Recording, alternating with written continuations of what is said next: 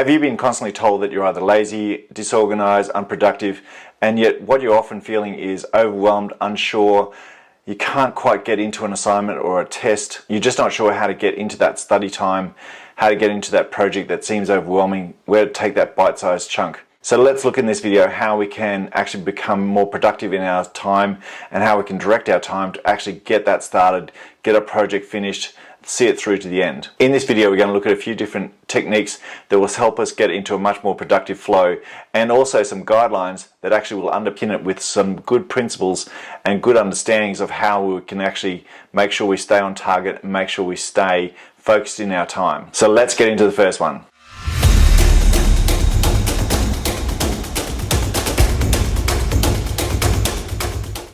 So the first one is a really great one for those people that are feeling really overwhelmed, a little anxious, maybe suffer a little bit from ADHD and feeling that they can't get themselves into that groove. So this technique is called Pomodoro, and it is designed around the fact that you do 25 minutes of work and then 5 minutes of rest. The idea with that is to understand how to take a small bite-sized chunk and actually get started, where to find your groove, where to find that first little step in the assignment that you're trying to knock over. So 25 minutes isn't too daunting. It's not saying you need to sit at the desk for 5 hours. It's making sure you have that little intentional start to your work, have a little break, do another intentional start, have another little break. It looks at doing then 4 cycles and then having a 15 or 30-minute break from there. And this allows you sometimes to get into that task that you're being overwhelmed by. Find a chunk-sized bite that you can actually get your teeth into and hopefully get that assignment started. And also sometimes where you can start from. Sometimes when we're feeling overwhelmed by an assignment or a project, we're just not even sure, the information is so huge, well, where do we start from? Having those 25-minute periods where we're just searching around to find the bit that we actually want to get started with, tinker away with a few little things, making sure that we're staying effective in those time frames. 25 minutes, 5-minute break. It's a really good thing for people that feel easily overwhelmed, and it just gets them that confidence to get going. You can vary that a little bit to 25, 35, 30 minutes, but the whole idea is to have small sections of time and then you break, small sections of time and then you break.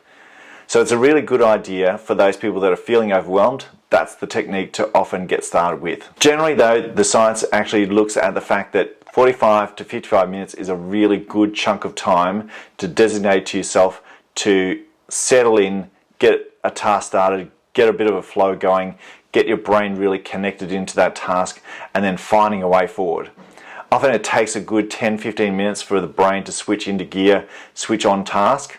So it gives you that period of switching into task, finding a rhythm, finding a real go button, letting your brain come into that cycle of how to think in the way of the assignment that's required, and then going forward from there. So this technique for a lot of people is a really good way of getting a good chunk of work going, getting your brain into the gear, getting your brain into that groove of the work that's required in that section. So I find 50 minutes is a really great period of time that you can do some back on backs where you do 50 minutes, 5 or 10 minute break, 50 minutes, 5 or 10 minute break, and you can just keep repeating that throughout the day, and you can often do 5-6 hours of that really strongly without still feeling like you're burning out or you're getting into that really brain fog area. The other technique that I found that's actually been really helpful is those days where you're finding that the project you're trying to do is so big, always dilly-dallying, you can't seem to get into it. So another great way of looking at it is this way. If you're only giving yourself 90 minutes to just crack in and do as much as you possibly can in any one day, if you've only got 90 minutes in that day to give it to that project, then you're all in, just do as much as you can, really think of nutting it out, stay totally focused on that moment. That's all you have to do. I find sometimes when you're on that sort of day where you got a whole day to do something and you don't actually get anything done, you meander around, you don't get a start going, you think, oh, I'll do it in a few hours, I'll do this first. Whereas you often say to yourself, I've got 90 minutes, I'm going to really knuckle in, try and get as much as I want done, as much as I can done, and that's all I can give to this project on this day. I find sometimes that 90 minutes is a much more empowering, much more enriching time than when you try and do 8 hours or you set aside a whole day and you actually don't end up doing any of it.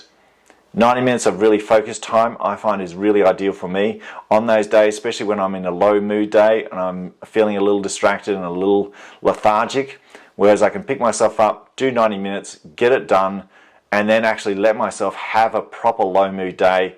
Let myself, if I'm really tired from travel, if I'm really tired from doing other things, then let myself actually rest, pot around, do a few other little things, but don't pretend that you're going to be focused all day on this one project and then end up doing nothing at all. Always think of the principle as the 1-3-5 rule. So the 1, 3, and 5 rule, which is about making sure you have one big priority, one big task, 3 smaller tasks, and 5 low-hanging fruit tasks. So you're making sure that you're putting aside a time that is all about that one big task. So if it's a big project, a big thought bubble that you've got to get through, making sure that those tasks, the big tasks in particular, are all about that single focus of staying on that task. If it's the 5 low-hanging fruit day, then making sure that's easy. You can do that and knock it out of the way straight away.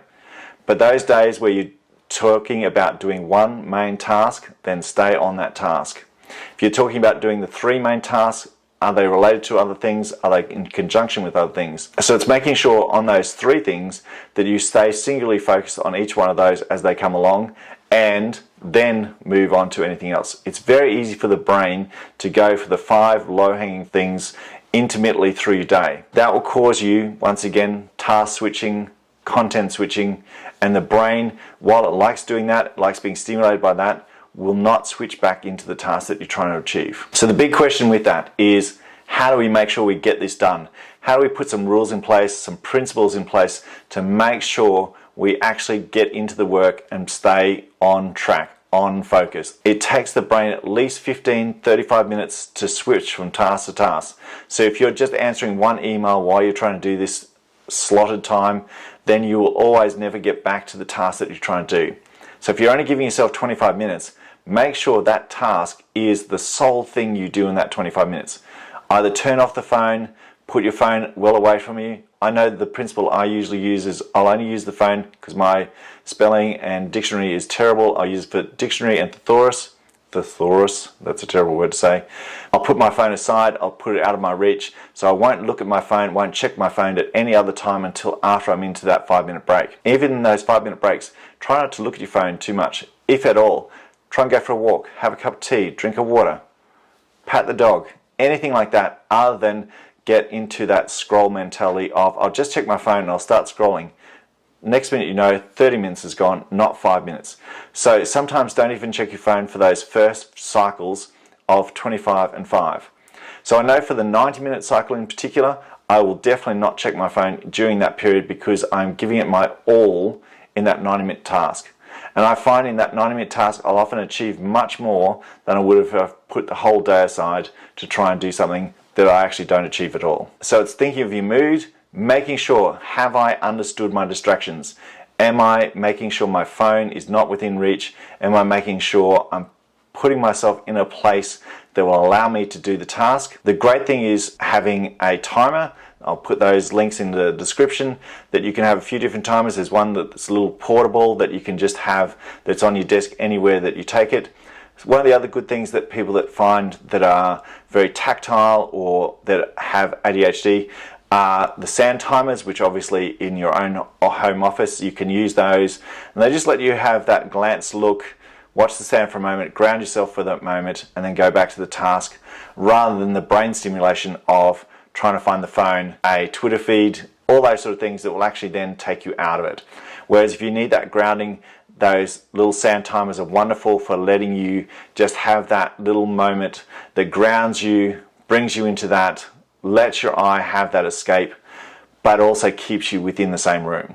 So often it's not the fact that you're lazy or you're disorganized. Often people that are great procrastinators are good list holders, but they're just professional procrastinators. So you're not lazy often, you're not unmotivated often. It's the fact that you can't find that chunk size to get started. So these productive tips will actually let you get started, have the confidence to build on, and then get your focus. And once you have that focus, you'll often find you can step into a task. And also the other thing you often find is once you've stepped into the task and you've got a feel for the task, you also now know which questions to ask someone else. Whereas when you don't get into the task, you don't know who to ask, how to ask it, or in what sense to ask it.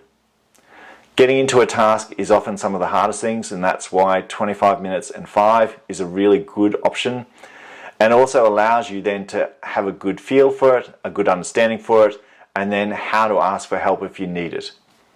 I hope these little tips really help. My name is Ben Enfield, I'm a leadership coach, and if you have any comments about how you got confidence to be a lot more productive in your life, please leave them in the comments.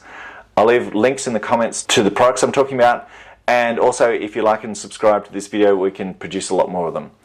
Thanks for watching, and I hope this really helps. And remember, it's often that you're not lazy or unmotivated, it's that you actually can't find a way to get started. So remember to be kind, and the most important person to be kind to is you. Take care, and I'll see you on the next one.